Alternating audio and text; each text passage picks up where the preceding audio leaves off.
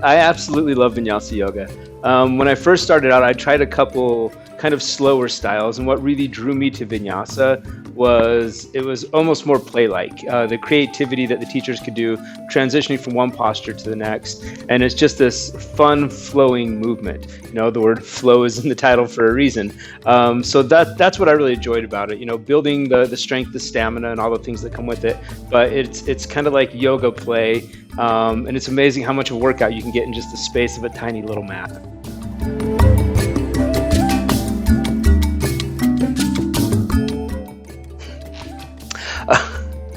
Why will people hate this class? People might hate this class because it is a lot of up, down, go, go, go. Even when you take it at a slower pace, it is a constant movement.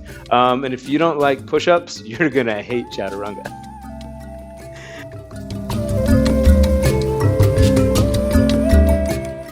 Students can expect from my Vinyasa class. As I've said, Vinyasa is a flowing class. We transition from one posture to the next.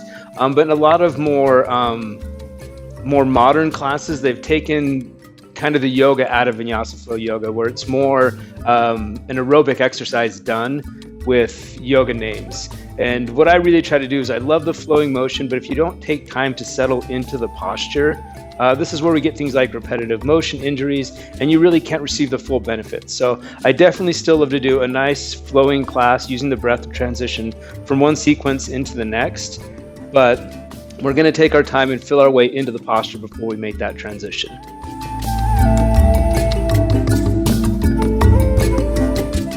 As far as props go in a Vinyasa class, I tend to be pretty light on the props. It's just kind of how I was trained through yoga, but that doesn't mean you shouldn't use props.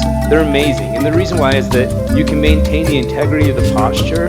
Oftentimes we tend to compromise by collapsing the chest or rounding the spine, and if we use straps or blocks, which would probably be the two that you would use, you know, blocks make the floor closer, straps make your arms longer, two very common very common props that you can find online anywhere, and just it helps you really get the most out of the class and train your body properly as the flexibility and strength and stamina come over time.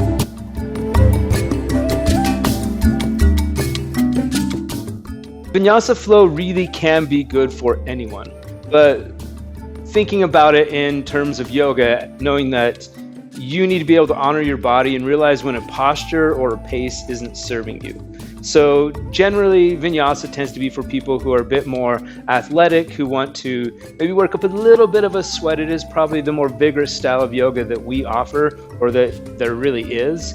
But if you can step into a class and realize that you've gone too far, you know, a lot of times ego tells us we need to keep up the class, I need to keep up with the teacher. But if you can really tune into your body and realize this posture isn't serving me, or the time that we're holding it isn't, and step out and come back, it is going to be a challenging class, but if you can really listen to your body as you move through it, almost anyone that's in decent physical shape, obviously if we have chronic injuries, there's some things that may prevent you from practicing. But again, that's knowing your body before you step on the mat.